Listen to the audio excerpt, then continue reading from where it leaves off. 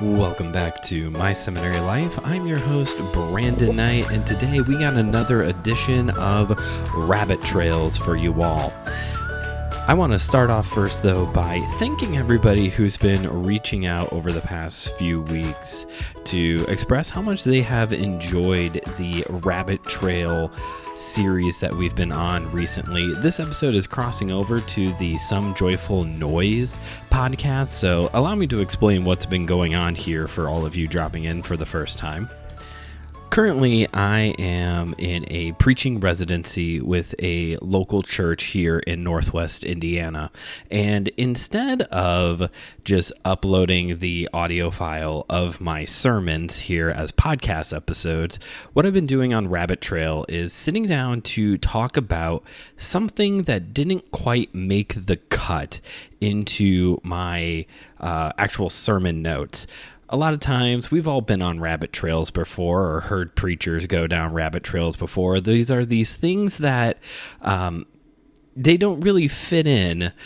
They might fit a little bit to like the point you're trying to make or what's going on in the story that you're telling, but ultimately it starts to deviate from the actual main point of what you're trying to preach or the story that you're trying to tell. So here on the show, what I've been doing is I recap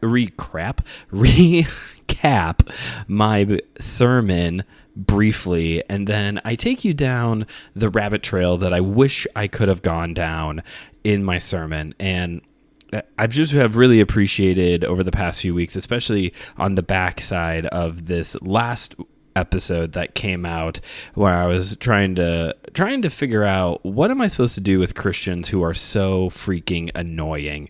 You know, I've had a lot of people reach out about how that was a helpful episode for them, how that was a challenging thing for them to think about.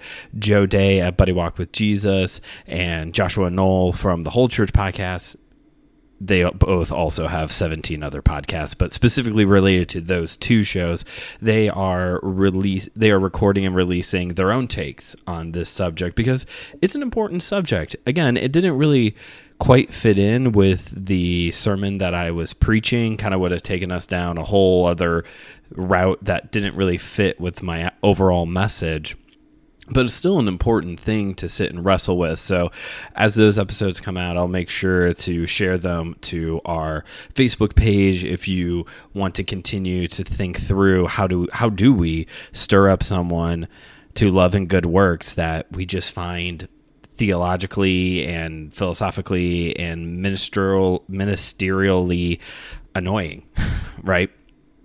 And so thank you for all of you who are been reaching out about this series. Thank you, Josh and Joe, for picking up the torch and carrying this conversation forward. It's been really nice. And here I am in today's episode to just spoil all the fun for everybody because it's so much nicer. What we've been doing is so much nicer than what I'm doing in this episode, because for the next 20-ish minutes, you're just going to listen to me ramble about you two.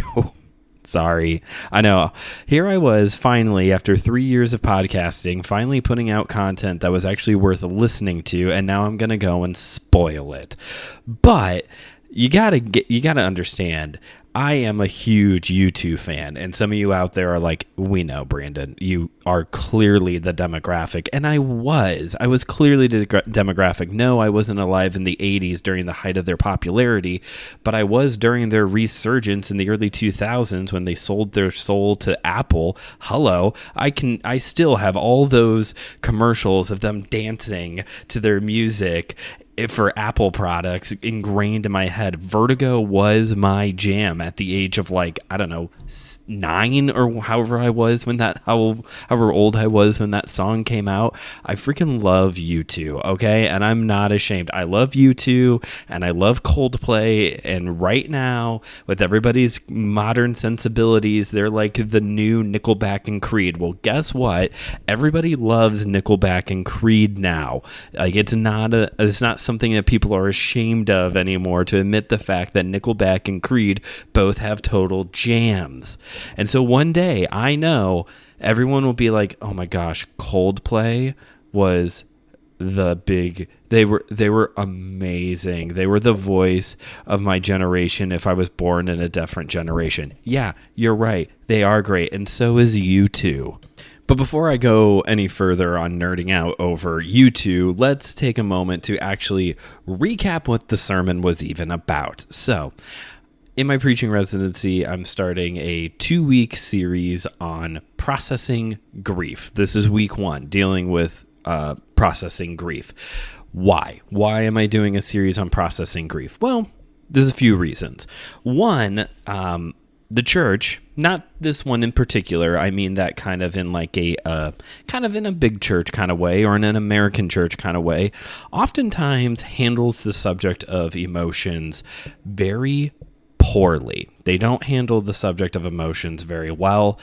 Some people treat emotions as this like, you can't trust them. They're evil. Almost like, the ideal Christian is to be like Mr. Spock from Star Trek. That's like, that is the mark of godliness, is to have no emotional responses to anything ever.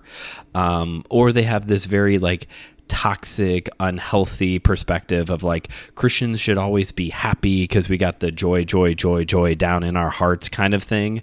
And to be fair, I didn't really bring this up in the message, but there's also that branch of Christianity that very much leans into their emotions, almost to really to a fault, like that, going to the very opposite of extreme of the Mr. Spock approach from Star Trek.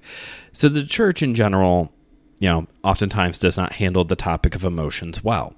Another reason why I am starting this series on processing grief is because this church that I'm preaching at, their pastor just resigned, and this was the first Sunday in the new era, this time period without the pastor. And the sad reality is, pastors leave so frequently anymore. To use business terms, there's such a high turnover for pastors anymore that I don't think we really stop and realize that is something that it is worth grieving about. Like pastors come and go, 3-4 years, 5 years at most.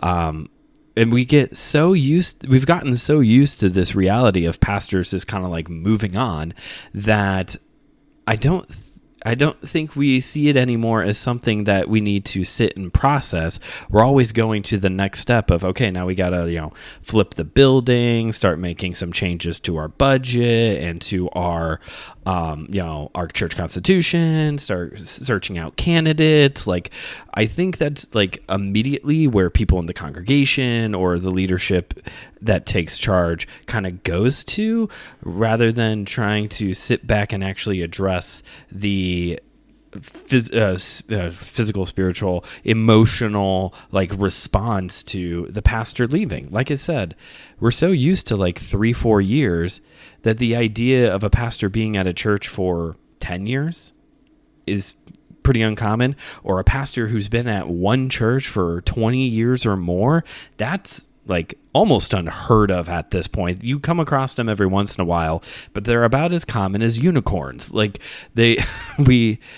We just don't think that this is something worth grieving about because we're just so used to it anymore. The third reason why I wanted to start this series on processing grief is because we're headed into the holiday season. Literally November 1st, I already started seeing ads for Christmas shopping. I made the joke that we might as well just rename November to Black Friday. September, October, Black Friday, December. November is essentially just like a pit stop of shopping on our way to Christmas anymore. And although the holiday season is supposed to be this joyous time, celebrating with family, eating a lot of food, opening presents, watching nothing but Charlie Brown, this celebratory time, a lot of times the holiday season can be very difficult for people, especially if they are going into it having just lost a loved one, or having just lost a job, or having difficulty finding work, or any number of things. There's a lot of reasons why the holiday season could actually be very difficult to get through, and something that would bring grief and mourning, and maybe even suffering to a person. So with that in mind, I wanted to talk about processing grief to prepare people if they are in that kind of situation moving into this holiday season. And so to kick things off with this series, I decided to take everybody to Psalm 40 verses 1 through 3. Psalm 40 verses 1 through 3. I just switched into my preacher mentality and repeated the passage. You're not required to open your Bible to that, but if you want to, if it's something you want to do right now, you can. Going to definitely talk about the words here more in a moment. Now, for this sermon, I did go a little bit more of the short, sweet, memorable line, big idea for the congregation to remember. And the big idea, the homiletical idea that I was running with for this sermon is that patience produces praise.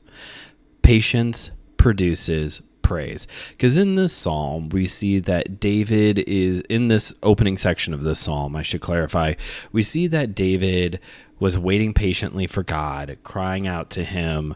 God turned his attention to David. He lifted him out of the pit, out of the miry clay, set his feet upon the rock, and gave him a new song. And so I talk about in this sermon how patience, we need to be patient on the Lord while we are in our time of grief and suffering. That is a hard thing to be told. Nobody necessarily wants to be told, be patient. I talk about how, when we're suffering or grieving, we oftentimes ask a lot of why questions. And those why questions, we are expecting some kind of an answer. Why now? Why this person? Why can't I find a job? Why won't I get a call back? All these kind of questions, we are expecting a response. To be told to be patient, I told them that is a very hard, very high task to expect out of somebody who is grieving. But what we see is that as we are patient, crying out to God, God turns his attention to us, and in time gives us a new song of praise. I wanted to make sure that the congregation understood that you may still not get all the answers that you are looking for. Look at Job. Job did not get the punchline to why everything was going on in his life, why his life fell all apart. But God did get him out of the pit and put him on his feet and blessed him. And then we do see that here with David as well. God lifted him out of the pit, got out of the miry clay, and gave him a new song. And I talk about with this whole new song, this isn't just like a private praise and worship set between God and David, but it actually says that many will see and hear and put their trust in the Lord. So how we process our grief and how we go about our life after we've gotten through the grief is actually a way that we can witness to those around us. It's a witness to those who have not put their allegiance towards Jesus yet. I talk about in the sermon how people who do not follow the Lord and Christians alike can very easily get into these nihilistic, absurdist, cosmicist mentalities of nothing makes sense, nothing matters, nobody cares, it's just all madness and meaninglessness out there. And I'm sure I'm not the only Christian who has gone through a period of grief and suffering and thought that way. But we can use our witness of how we process our grief, how we are after we have come through our time of grief and suffering, as a witnessing tool to those who who just naturally kind of fall into those perspectives. Then there's our fellow brothers and sisters in Christ who need hope, who need encouragement as they are going through their own time of grief and suffering. Again, we can be a witness to encourage and strengthen them and bring them hope and remind them that God is our deliverer, and that includes our mind, bodies, and souls. And it even is a witness to ourselves as well, because what's interesting about Psalm 40 is that it starts with David reminiscing about this time God delivered him, and then goes on to be a psalm of David crying out to God for new deliverance. So in a way, David is being a witness to himself, reminding himself, just like when Israel used to pile up rocks after God did a miraculous thing to serve as a generational reminder of the faithfulness of the Lord to Israel. This is like David kind of doing the same thing through song here, of reminding himself of how God has delivered him in the past and how he's going, and as motivator to now cry out to the Lord for deliverance in his new situation, and we can do the same as well.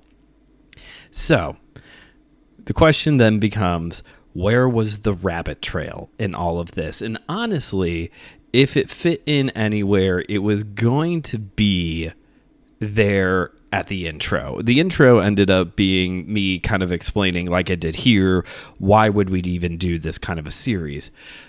But if I would have had it my way, my unselfish way, or my completely selfish way, I should say, my intro would have been me geeking out over the history of U2's song 40. So 40 was the last track on U2's third album, War, which came out in 1982, 83, somewhere right around then.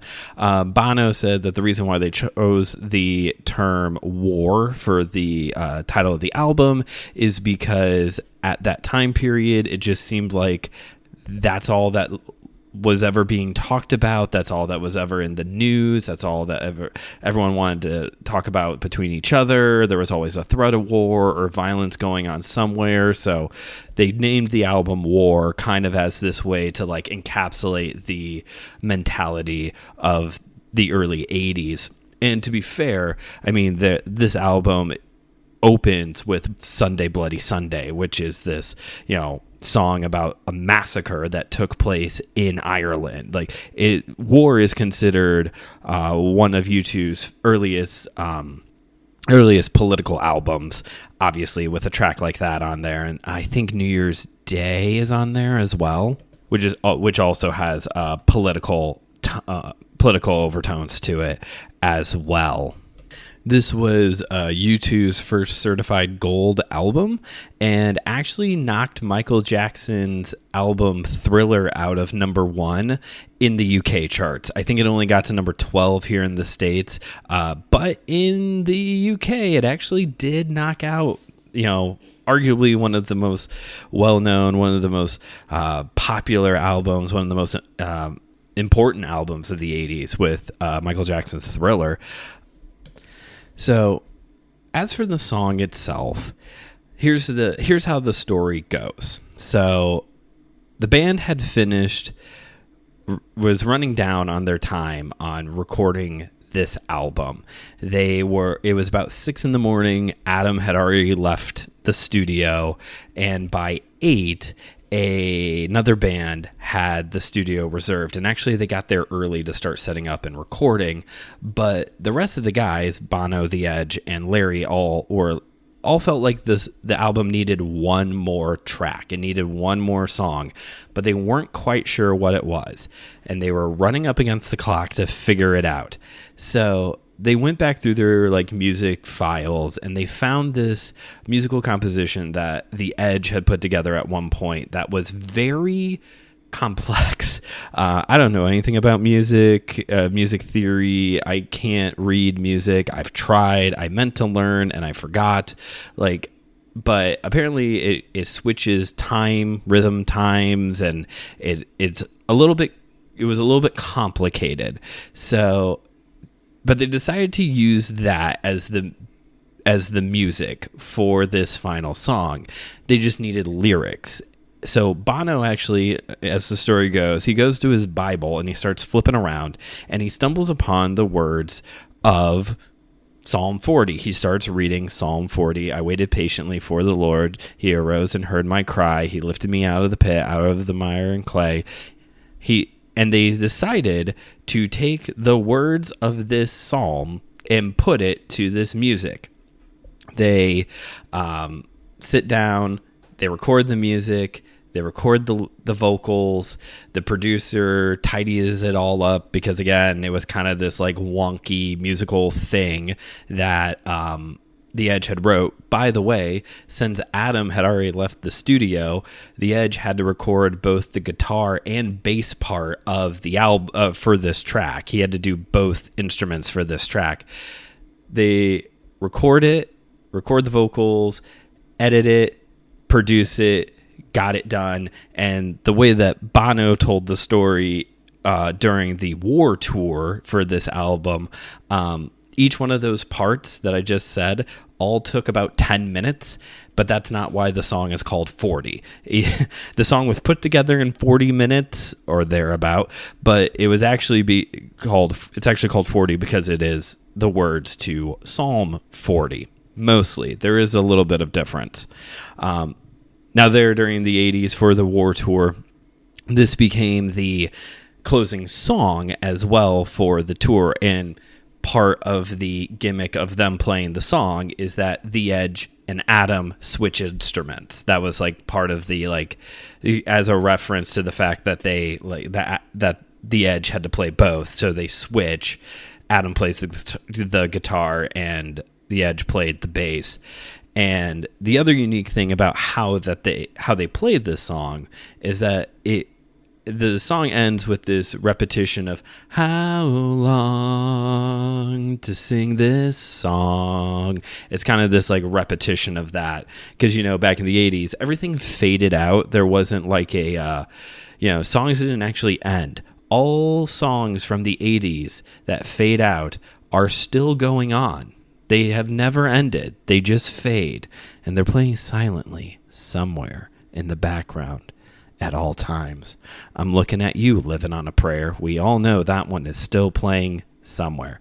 So it has this like repetition of how long to sing this song over and over and over again during the fade out.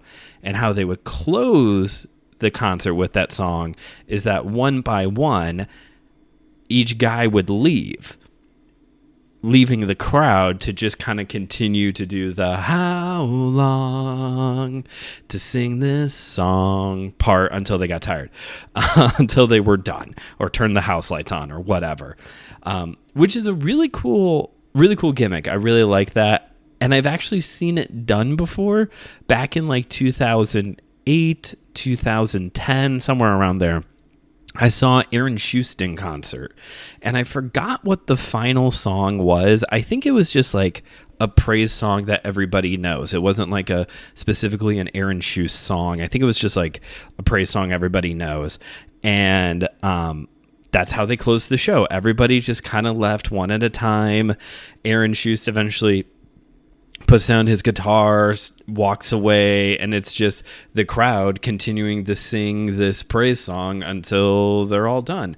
And I really like that. There's a bit of showmanship there that, especially like in the realm of Aaron Schuster, I do not consider U2 to be a Christian band.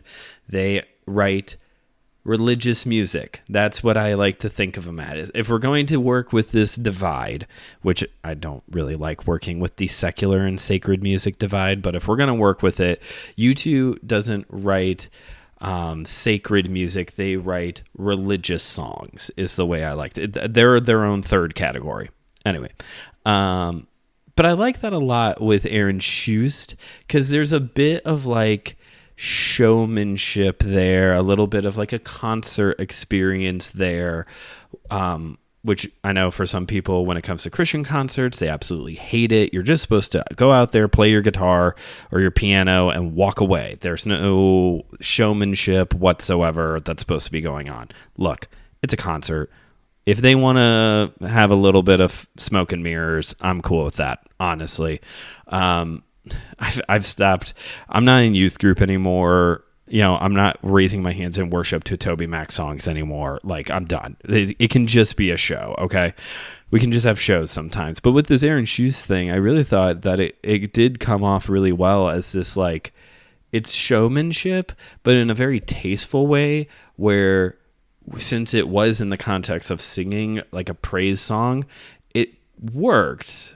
It works really well of like, we can continue to worship and we don't need Aaron Schuster to do that because he's a great guy. Met him after the show. Really nice guy. But we can we can continue to worship God even, even on our own.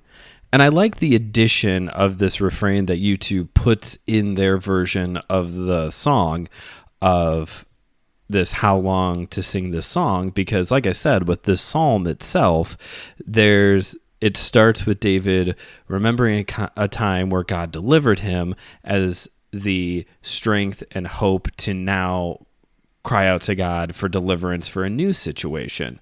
And I think that refrain of how long to sing this song, he gave David, after he delivered him, he gave him a new song.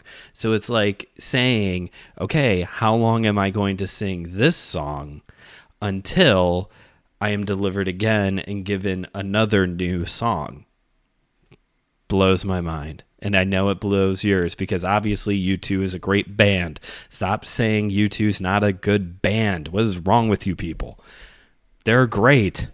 His name is Bono. What's not to like about that? One of the guys' names is The Edge. What's not to like about that? Defending a band that is far older than I am. Anyway, so like I said, I think in the context that I was preaching in, doing all of that as the intro to this sermon totally would have went over everyone's heads. That would not have been a good introduction for the context that I'm preaching in. It wouldn't have been. That's why I didn't do it. Now, a much younger preacher named Brandon Knight, first right out of college, starting out preaching, Brandon Knight totally would have made the entire identity of this sermon that U2 song. So it's like Bo Burnham has this joke in his special Make Happy. He does a rap version of Baba Black Sheep, and he does it through 2 times. And he stops and he cuts the music and he goes, a lesser comedian would have milked that for 4 more verses. A better comedian wouldn't have done it at all. Me, right in the sweet spot. And that's how I feel right now. I didn't make my entire sermon about a U2 song, but I am making you listen to me talk about the history of the song right now. So me, right in the sweet spot. And that's really all I have to say for today's rabbit trail. So thank you for indulging me as I fanboy over one of my favorite bands. And thank you, Some Joyful Noise listeners, for checking this episode out. My other podcast, Kung Fu Pizza Party, may actually be visiting this show here later in December, so you'll hear my voice again here pretty soon. I know Josh has been trying to get me to come over and hang out there sometime soon too, because MSL listeners who have not checked out Some Joyful Noise yet, this is a podcast with no hosts. It's just dead air for 20 minutes. No, it's a rotating cast of hosts who can talk about anything related to music as they would like to. And so it's kind of open to basically every single person who is a host of a podcast on the Anazao Ministries podcast network to go in and to record an episode and upload it. So if you haven't checked it out yet, go over there and see to it. There's been a handful of episodes so far. So, MSL listeners, go support Some Joyful Noise. Now, for those of you who were very disappointed in the fact that today's rabbit trail was just a 20-minute gush fest over U2, I have more bad news. Because this is actually going to be the last rabbit trail for a while. I have made a plan. I actually have made 2 plans, okay? And surprisingly, I am on the best case scenario plan right now. That's surprising for this show and for my life in general. Normally, I'm on backup plan 7 for everything I do in my life. Instead, I'm actually on the best case scenario plan right now. I'm still going to keep my cards close to my chest. I don't want to start promising things and then once again not deliver them like I did there in July through to early October. But currently the show is on the best case scenario track, which is a good thing. So for the rest of November, I'm going to have a couple one-off episodes. The next 2 weeks actually are going to be book reviews. One of those book reviews is rather than doing a rabbit trail on the part 2 of this series on processing grief, I'm going to do a quick review of the book I've been reading over the past 2 weeks to prepare me for this sermon series. And spoiler alert, it is a book written by a popular theologian here on the show. I'll let you speculate from there. You know, but I'll let you speculate. So we're going to do 2 weeks of book reviews, and then after that, the plan is to do kind of a homiletical, hermeneutical style episode.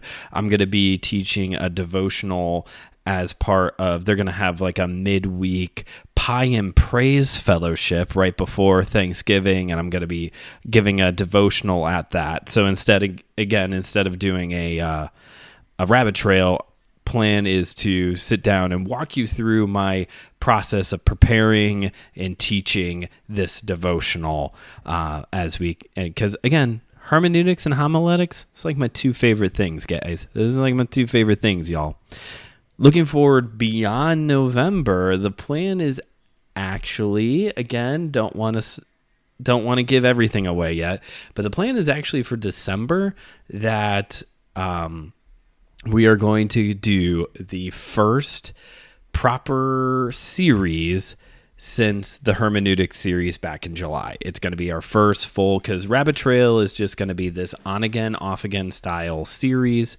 But I'm going to be doing my first proper series since July. I'm excited for it. And again, to kind of tease you a little bit, it is related to church history, which is, of course, one of those classes I did not have to take in seminary. So got a little bit of church history coming at you in December through January. And actually, if the best case scenario plan continues as it is, we're kind of, there is a plan up through March and even April. We'll see how it goes. We'll see how the plan twists and turns, and who knows, we might be on backup plan 7 like I usually am. But if the best case scenario plays out the way that we're on track for right now, we're actually going to be covered up until like April, going into like maybe even May. But we'll see how it goes. So thank you all for listening. And again, thank you, Some Joyful Noise listeners, for checking out today's episode. And MSL listeners, y'all know I love you too. If you haven't yet already, please consider rating and reviewing this podcast wherever you get your podcasts. Share this episode with a friend who also loves U2 and wants to totally rock out to this song once I'm done talking.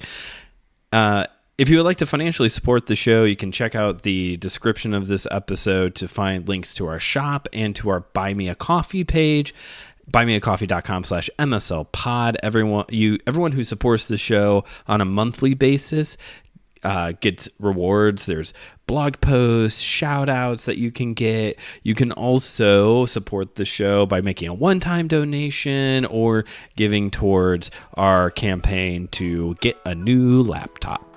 And I think that's it for today's episode. So I'll see you all next week. And again, the plan is that next week will be a book review episode. But until next time, this is Brandon signing off, reminding you as always that theology is for everyone. So keep on studying.